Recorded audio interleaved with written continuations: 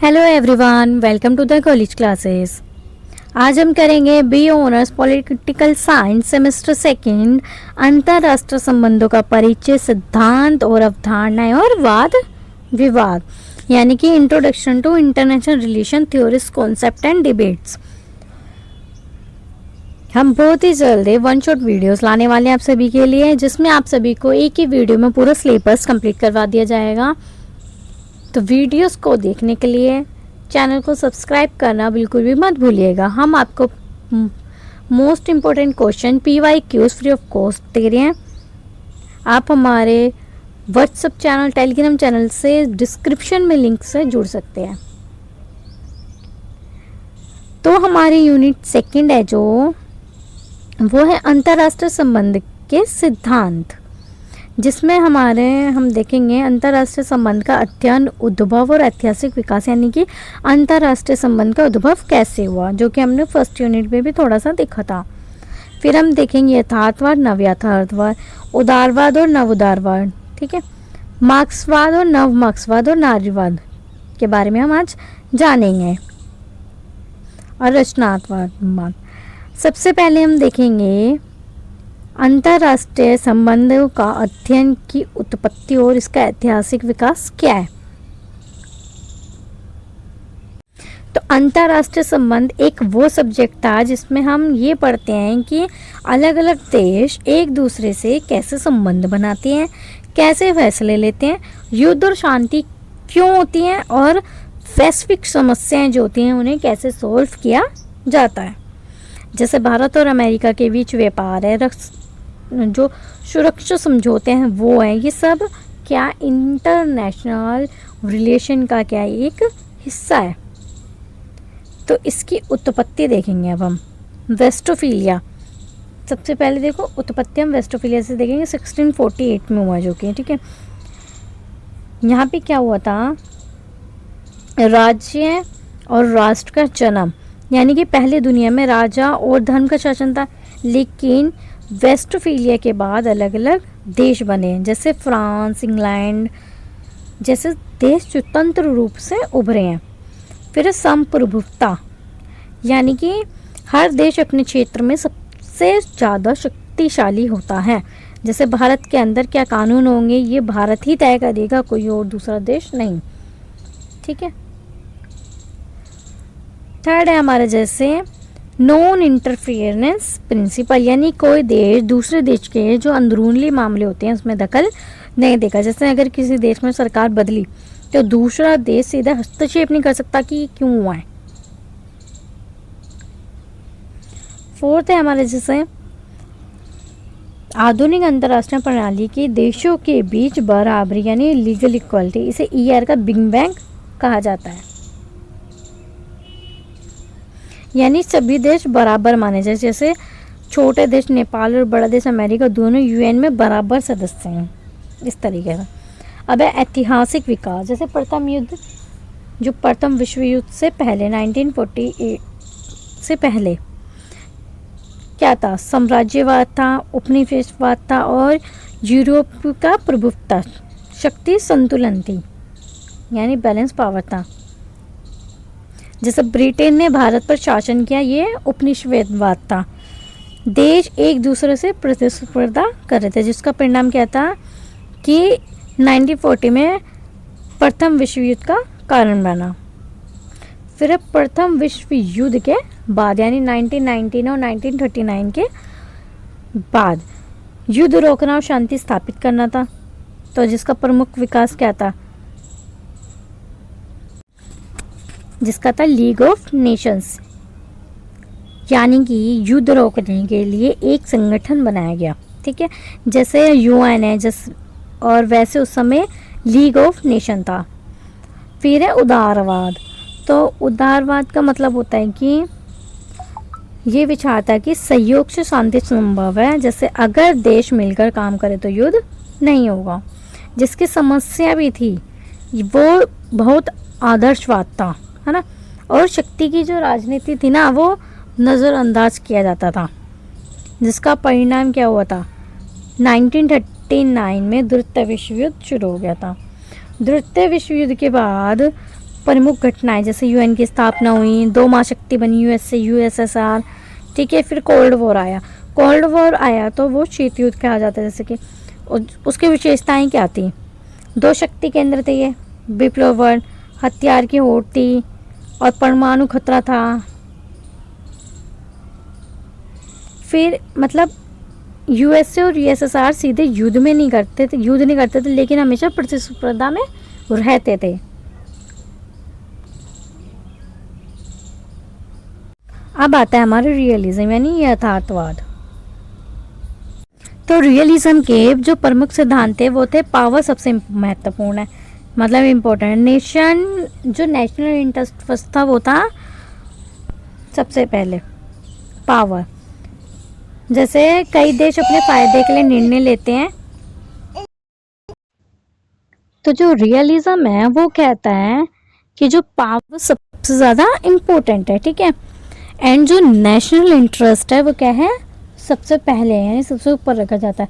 और इसके प्रमुख विचारक है हॉन्स मोगरिन थे। और अन्य घटनाओं के बारे में हम पढ़ेंगे, जैसे कि नाटो वर्सेस वार्सो पैक्ट। अब जैसे नाम, ठीक है, मूवमेंट है ये। फिर शीत युद्ध के बाद 1991 के बाद देखेंगे हम क्या हुआ, क्या बदला।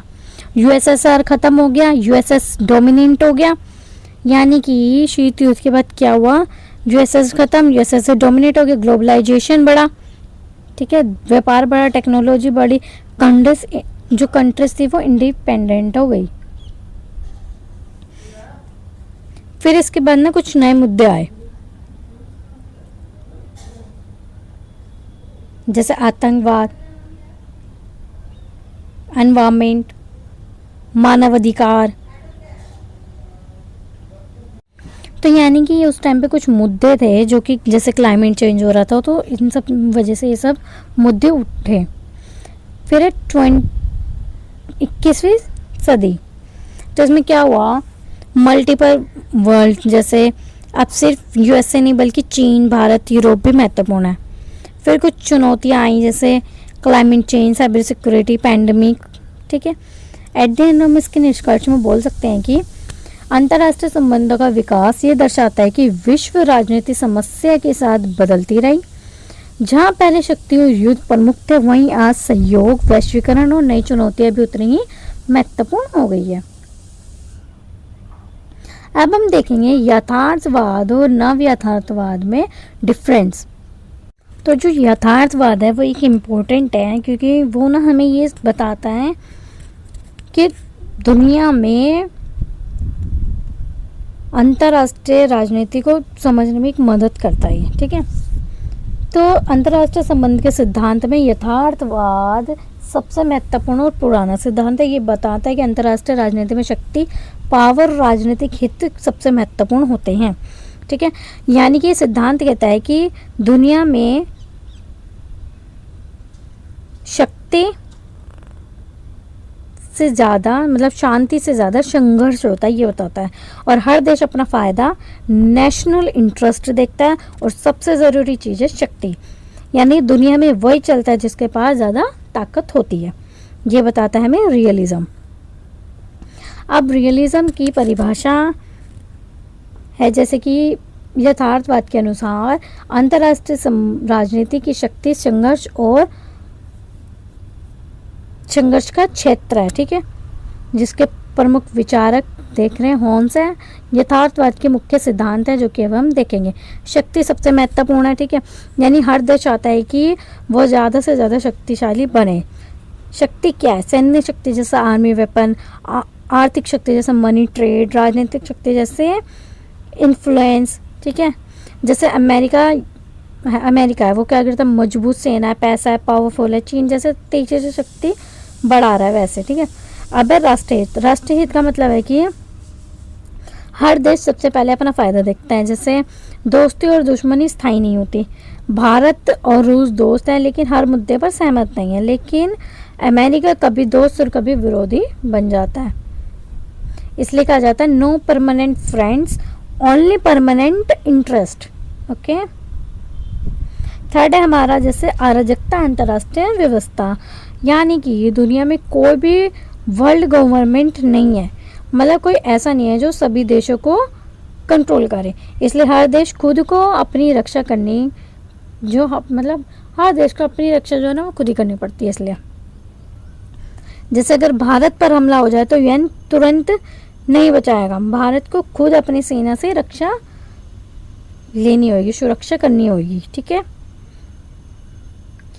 फोर्थ पॉइंट है जैसे इसमें हमारा सुरक्षा की चिंता, यानी कि हर देश अपनी सुरक्षा बढ़ाना चाहता है, लेकिन इसमें समस्या पैदा होती है, जैसे सिक्योरिटी डिलेमेंट्स पैदा होती है। जैसे जब एक देश अपनी सुरक्षा बढ़ाता है तो दूसरे देश डर जाता है और वो अपनी शक्ति बढ़ाता है। जैसे भारत हथियार बढ़ाता है तो पाकिस्तान डरता है, पाकिस्तान भी हथियार बढ़ाता है तो भारत फिर बढ़ाता है। इसमें क्या होता है, तनाव बढ़ता जाता है। फिर है हमारा जैसे युद्ध और संघर्ष सामान्य, जैसे यथार्थवाद के अनुसार युद्ध कोई असामान्य चीज़ नहीं है, यह पावर बैलेंस का हिस्सा है। जैसे यूक्रेन और रूस युद्ध करता है, भारत चीन सीमा तनाव है ना, मतलब क्या संघर्ष है और ये क्या नेचुरल है, ये चलता ही रहेगा, ये मानेंगे नहीं। अब है नैतिकता का कम महत्व, यानी कि देश अपने निर्णय नैतिक मोरालिटी से नहीं बल्कि हित इंटरेस्ट से लेते हैं। जैसे कोई देश मानव अधिकारी की बात करता है और कोई अपने फायदे की बात करता है। अब हम देखेंगे यथार्थवाद के प्रकार, क्लासिफिकेशन रियलिज्म, यानी कि ये मानव स्वभाव पर आधारित है। ये कहता है कि इंसान स्वार्थी होता है इसलिए देश भी स्वार्थी होते हैं, प्रमुख विचार है किसके, वही है होन्स। जिससे व्यक्ति अपने फायदे के लिए काम करता है वैसे ही देश भी करता है। फिर है न्यूरलिज्म, ये क्या है, आधुनिक रूप है इसका, और इसके विचार है जैसे अंतर्राष्ट्रीय प्रणाली अराजक, जैसे कोई सेंट्रल अथॉरिटी नहीं है। अब है हमारे जैसे नव यथार्थवाद, ठीक है। तो जो नव यथार्थवाद है ना, ये आधुनिक रूप है, ठीक है। इसके प्रमुख विचारक है केनेथ विल्च। इसकी मुख्य विचार है जैसे अंतर्राष्ट्रीय प्रणाली अराजक है, कोई सेंट्रल अथॉरिटी नहीं है, जैसे स्ट्रक्चर महत्वपूर्ण है, जैसे कि देश कैसे व्यवहार करेंगे सिस्टम तय करेगा, और शक्ति संतुलन है, जैसे देश अपनी सुरक्षा के लिए गठबंधन बनाते हैं वैसे, जैसे नाटो। सेल्फ हेल्प सिस्टम है, ठीक है, हर देश खुद अपनी सुरक्षा करता है। अब है हमारा जैसे रियलिज्म और न्यू रियलिज्म में डिफरेंस, ठीक है। तो आप ये देख सकते हैं कि इसका आधार क्या है, मानव स्वभाव पर, ये अंतर्राष्ट्रीय संबंध पे, ये नेता और राज्य के ऊपर, ये प्रणाली जैसे सिस्टम क्या है, ये स्ट्रगल का है, ये स्ट्रक्चर बेस्ड है। तो आप ये डिफरेंस देख सकते हैं। अब हम देखेंगे यथार्थवाद की आलोचना। तो देखो, भारत नकारात्मक दृष्टिकोण केवल संघर्ष पर जोर, जैसे कि केवल युद्ध और संघर्ष पर ध्यान देते हैं, सहयोग को नज़रअंदाज करना, यानी आज दुनिया में कोऑपरेशन भी इम्पोर्टेंट है, जैसे यूएन क्लाइमेट एग्रीमेंट्स। अब है नैतिकता की अपेक्षा, जैसे कि केवल हित पर ध्यान दिया जाए। अब है आधुनिक समस्याओं को पूरी तरह समझने, जैसे पर्यावरण, मानवाधिकार। अब इसके महत्व क्या है ये भी देखेंगे हम। विदेश नीति समझने में मदद करना, सुरक्षा और रक्षा नीति का उपयोग करना, वास्तविक दुनिया के व्यवहार को समझना, यानी दुनिया के रियल बिहेवियर को समझना, और सुरक्षा और रक्षा नीति का उपयोग करना। तो एट द एंड हम कह सकते हैं इसके निष्कर्ष में कि यथार्थवाद अंतर्राष्ट्रीय राजनीति का सबसे प्रभावशाली सिद्धांत है। ये हमें बताता है कि दुनिया में शक्ति और राष्ट्रीय हित सबसे महत्वपूर्ण है, और देश हमेशा अपने अस्तित्व और सुरक्षा के लिए प्राथमिकता देते हैं। तो अब हम देखेंगे उदारवाद के बारे में और उदारवाद के बारे में, ठीक है। तो जो उदारवाद है वो अंतर्राष्ट्रीय संबंध में उदारवाद एक महत्वपूर्ण सिद्धांत है, ठीक है, जो यथार्थवाद के विपरीत सहयोग, शांति, पीस और संस्थाओं पर जोर देता है, ठीक है। इसका मुख्य विचार है देश आपस में सहयोग करेंगे, शांति और विकास प्राप्त कर सकते हैं। अब हम उदारवाद के बारे में देखेंगे। तो उदारवाद के अनुसार अंतर्राष्ट्रीय राजनीति में सहयोग संभव है और युद्ध को रोका जा सकता है। तो इसका मतलब है अंतर्राष्ट्रीय राजनीति में सहयोग संभव है और युद्ध को रोका जा सकता है। और इसके मुख्य सिद्धांत है जैसे सहयोग, जैसे देश सिर्फ लड़ते नहीं है बल्कि मिलकर काम भी करते हैं। ठीक है, कोविड-19 में देशों ने जैसे वैक्सीन शेयर की थी। अंतर्राष्ट्रीय संस्थाओं की भूमिका जैसे ऑर्गेनाइजेशन जैसे यूएन, डब्ल्यूटीओ देशों के बीच के विवाद सुलझाते हैं, जैसे यूएन ने शांति मिशन। लोकतंत्र जैसे लोकतंत्र देश आपस में कम लड़ते हैं, इसे कहते हैं डेमोक्रेटिक पीस थ्योरी। ठीक है, जैसे भारत और अमेरिका दोनों लोकतंत्र युद्ध नहीं करते। अब है आर्थिक परस्पर निर्भरता, यानी कि जब देश ट्रेड करते हैं तो वो एक दूसरे पर डिपेंड हो जाते हैं, जिससे क्या होता है, युद्ध की संभावना कम हो जाती है। अब है फिफ्थ जैसे अंतर्राष्ट्रीय कानून, तो इसका मतलब है रूल और लॉ से शांति बनी रहती है, समुद्री कानून और व्यापार नियम बन जाते हैं इससे। डब्ल्यूटीओ के माध्यम से व्यापार, ठीक है, व्यापार का जो यूरोपियन यूनियन है उसका सहयोग मॉडल है। अब हम देखेंगे नव उदारवाद, तो ये देखो अब मॉडल वर्जन समझेंगे हम। ठीक है, इसमें ये कहता है कि दुनिया अराजक है, यानी रियलिज्म जैसा है, लेकिन फिर भी कोऑपरेशन पॉसिबल है, जैसे जिसके मुख्य विचार हैं संस्थाएं सहयोग बढ़ाती हैं। ठीक है, अंतर्राष्ट्रीय समस्या संस्थाएं देशों में क्या करती हैं, विश्वास पैदा करती हैं, अराजकता के बावजूद सहयोग करती हैं, और नियम और समझौते होते हैं, देशों के बीच नियम बनते हैं जैसे व्यापार और नियम को लेके।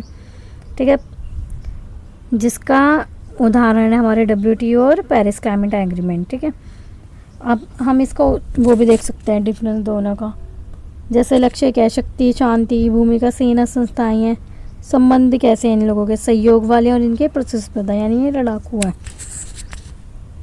ये सहयोग करते हैं। जो यथार्थवाद होता है वो सहयोग करता है, और जो उदारवाद होते हैं वो सहयोग करते हैं, जो यथार्थवाद होते हैं वो संघर्ष करते हैं। जो इनका लक्ष्य क्या है, यथार्थवाद वाले का है शक्ति और उदारवाद वालों का शांति। ठीक है, ये डिफरेंस आप देख सकते हैं। अब उदारवाद की आलोचनाएं देखेंगे हम, जैसे बहुत आदर्शशाली ये मानता है कि सभी देश कोऑपरेट करेंगे, लेकिन रियलिटी में ऐसा नहीं होता, शक्ति को नज़रअंदाज, जबकि पावर अभी भी इम्पोर्टेंट है, संस्थाएं हमेशा सफल नहीं होती, जैसे यूएन ने कई बार युद्ध नहीं रोक पाता। अब है महत्व, उदारवाद का महत्व, जैसे कि ये हमें सिखाता है कि शांति कैसे बनती है, कोऑपरेशन कैसे होता है, ग्लोबलाइजेशन काम कैसे करता है। ठीक है, एट द हम इसके निष्कर्ष में बोल सकते हैं कि अंतर्राष्ट्रीय राजनीति को समझने के लिए केवल यथार्थवाद या केवल उदारवाद पर्याप्त नहीं है, बल्कि ये समझना कि रियलिज्म और लिबरलिज्म दोनों क्या है। रियलिज्म सत्य और संघर्ष समझाता है और लिबरलिज्म सहयोग और शांति समझाता है, यानी दोनों सिद्धांत को मिलाकर ही हम अंतर्राष्ट्रीय राजनीति का संतुलित और वास्तविक विश्लेषण कर सकते हैं।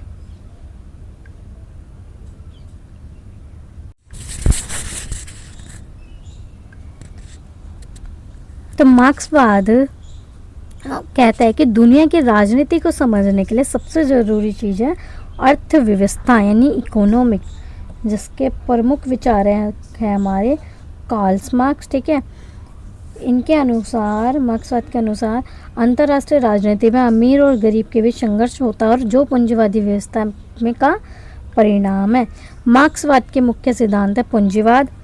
ठीक है, जैसे दुनिया एक ही सिस्टम पर चलती है जहां अमीर और अमीर बनता है, गरीब और गरीब। बड़ी कंपनियां एमएनसी गरीब देशों के रिसोर्स इस्तेमाल करती है। ठीक है, अब वर्ग संघर्ष, जैसे समाज दो हिस्सों में बढ़ता है, अमीर और गरीब, और इन दोनों के बीच हमेशा क्या होता है, संघर्ष होता रहता है। जैसे शोषण क्या है, अमीर देश और गरीब देश का फ़ायदा उठाते हैं अफ्रीका के देशों से सस्ते रिसोर्स लेकर। ठीक है, आर्थिक असमानता, जैसे दुनिया में इनइक्वालिटी बढ़ती है। और अब नव मार्क्सवाद, जैसे डिपेंडेंसी थ्योरी, जैसे गरीब देश अमीर देशों पर डिपेंड होते हैं, जैसे अफ्रीका पश्चिमी देशों पर, और कर्ज, ट्रेड आदि के कारण ये क्या होते हैं, गरीब हो रहे हैं। फिर है कोर वर्सेस फ्री मॉडल, जैसे दुनिया में 3 हिस्सों में अमीर, गरीब और बीच में इंडिया है, वही वाला सीन है ये। ठीक है, जैसे अमीर देश, गरीब देश और सेमी यानी जो बीच में। अब मैं मार्क्सवाद की आलोचना, देखो केवल इकोनॉमिक्स पर ध्यान था इनका और बहुत नेगेटिव थी, शोषण की बात करते थे, हर देश पर लागू नहीं होता था। और इसके जो महत्व हैं वो ऐसे हैं कि ये हमें सिखाता है कि ग्लोबल इनइक्वालिटी क्यों है और गरीब देश पीछे क्यों है, इससे ये पता चलता है। एट द एंड हम बोल सकते हैं कि अंतर्राष्ट्रीय राजनीति में केवल शक्ति नहीं बल्कि आर्थिक असमानता भी ज़रूरी होती है। अब है नारीवाद। नारीवाद तो देखो आप सभी को पता होगा, नारीवाद कहता है कि अंतर्राष्ट्रीय राजनीति में महिलाओं की जो भूमिका है उसको नजरअंदाज किया जाता है, यानी उनको इग्नोर किया जाता है, यानी पुरुष और महिलाओं को बराबर अधिकार मिलना चाहिए। ठीक है,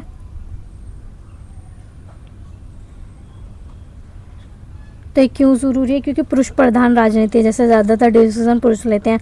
महिलाओं की अपेक्षा जैसे युद्ध और नीति में उनकी आवाज़ कम होती है। अलग चुनाव जैसे युद्ध और असर महिलाओं पर ज़्यादा होता है, युद्ध का असर जो होता है वो महिलाओं पर ज़्यादा होता है। अब है नारीवाद के मुख्य सिद्धांत, तो जैसे जेंडर इनइक्वालिटी, ठीक है, समाज और राजनीति में महिलाओं के साथ भेदभाव, फिर महिलाओं की भागीदारी बढ़ती है इससे थोड़ी, फिर शांति में महिलाओं की भूमिका, जैसे महिलाएं शांति निर्माण में महत्वपूर्ण भूमिका निभाती हैं। समाज में पुरुषों का प्रभुत्व, ठीक है, जैसे पुरुष प्रधान देश है जैसे। फिर इसकी आलोचना भी होती है, केवल जेंडर पर ज़्यादा ध्यान है और हर देश पर लागू नहीं होता। अंतर्राष्ट्रीय संबंधों में नारीवाद के प्रकार, समान अधिकार, पुरुष प्रभुत्व और आर्थिक सामाजिक असमानता दोनों पर ध्यान देता है। जिसके उदाहरण युद्ध में महिलाओं पर अत्याचार और शांति वार्ताओं में महिलाओं की कम भागीदारी। नारीवाद की आलोचना भी होती है, जैसे केवल जेंडर पर ध्यान दिया जाता है, सभी देशों पर समान लागू नहीं, हर समाज की स्थिति अलग होती है, व्यवहारिक कठिनाइयाँ, नीति लागू जो होते हैं वो कम होते हैं। फिर लैंगिक असमानता को बढ़ावा मिलता है, नीति निर्माण में संतुलन और शांति और विकास में क्या होता है, इसका योगदान बढ़ता है। जिसमें हम कंक्लूजन बोल सकते हैं कि राजनीतिक सिर्फ शक्ति नहीं है बल्कि जेंडर भी महत्वपूर्ण है। अब हम देखेंगे रचनात्मक वाद। तो ये कॉन्स्ट्रक्टिव कहता है कि दुनिया से पावर या इकोनॉमिक्स से नहीं बनती बल्कि आइडिया और बिलीफ से भी चलती है, जो कि अलेक्जेंडर ने बोला है। ठीक है, इसके विचारक अलेक्जेंडर है। इनका मेन आइडिया था कि दुनिया वैसी बनती है जैसे हम सोचते हैं। ठीक है, जिसके मुख्य सिद्धांत हैं आइडिया, जैसे अपने देश अपने विचारों से निर्णय लेता है ना। आइडेंटिटी, जैसे देश खुद कैसे देखते हैं, देश कैसे देखते हैं उनका व्यवहार तय करता है। जैसे भारत है खुद को शांति पसंद देश मानता है, वैसे सोशल कंस्ट्रक्शन, जैसे कि दुनिया नेचुरल नहीं है, इंसान द्वारा बनाई गई है। ठीक है, फिर है मानदंड, जैसे रूल और बिलीव्स बिहेवियर को इन्फ्लुएंस करते हैं। ठीक है, बिहेवियर को तो इन्फ्लुएंस करेंगे ना रूल्स, ये जब हम रूल्स को लागू करते हैं तो हम अच्छे इंसान बनते हैं वैसे। अब है famous line, anarchy is what state make of it, यानी मतलब अराजकता प्रॉब्लम नहीं है, देश उसे जैसा बनाता है वो वैसे बनती है। जैसे भारत अमेरिका पहले दूर थे, अब दोस्त के मतलब रिलेशन बदलते हैं उसी तरीके से। तो हम यहाँ पे रचनात्मकवाद और यथार्थवाद का डिफरेंस देख सकते हैं। जैसे इनका फोकस क्या होता है, शक्ति पर, और रचनात्मक का होता है विचार पर, है ना, ये विचार कर रहे हैं, आइडिया पे सोच रहे हैं। इनका आधार होता है संघर्ष और इनका होता है सामाजिक निर्णय। दृष्टिकोण क्या स्थिर है और इनका बदलने वाला, जैसे जो आज हमारा दुश्मन है वो कल हमारा दोस्त बन सकता है, ये सोचते हैं। तो इसकी आलोचना भी होती है, जैसे बहुत सैद्धांतिक है, जैसे पार्टिकली लागू करना कठिन होता है इसको, और इसमें समाधान नहीं होता, शक्ति को कम महत्व मिलता है जबकि वास्तविकता में शक्ति महत्वपूर्ण है। और इसके महत्व है जैसे अंतर्राष्ट्रीय राजनीति में नई दृष्टिकोण समझाता है, विचार और पहचान की भूमिका बताता है ना, बदलते रिश्तों को भी समझाता है। और एट द एंड हम बोल सकते हैं इसके कंक्लूजन में कि रचनात्मकवाद ये सिद्ध करता है कि अंतर्राष्ट्रीय संबंध केवल शक्ति और हित का खेल नहीं है, बल्कि ये विचारों और सम्मान मान्यता और पहचान पर आधारित एक सामाजिक प्रक्रिया है। यानी कि जो हमारा रचनात्मकवाद है ना, वो सिद्ध करता है अंतर्राष्ट्रीय संबंध केवल शक्ति और हित का खेल नहीं है, बल्कि विचारों, जैसे सिर्फ रिलेशनशिप बनाना नहीं है, बल्कि विचारों पर भी जोर करना है, ये भी एक प्रक्रिया है। ठीक है, यानी सिर्फ रिलेशनशिप को बिल्ड नहीं करना है, ये बताता है। ठीक है, आई होप आपको समझ आ गया होगा। हमारी वीडियो यहाँ पे ही ख़त्म होती है। आपको वीडियो पसंद आई है तो चैनल को सब्सक्राइब कीजिए, वीडियो को लाइक कीजिए, कमेंट कीजिए। आगे वन शॉट वीडियो देखने के लिए चैनल को सब्सक्राइब करना बिल्कुल भी मत भूलिएगा। वन शॉट वीडियो में आपको एक ही वीडियो में सब्जेक्ट के सारे मोस्ट इम्पोर्टेंट क्वेश्चन करवाए जाएंगे। Thank you.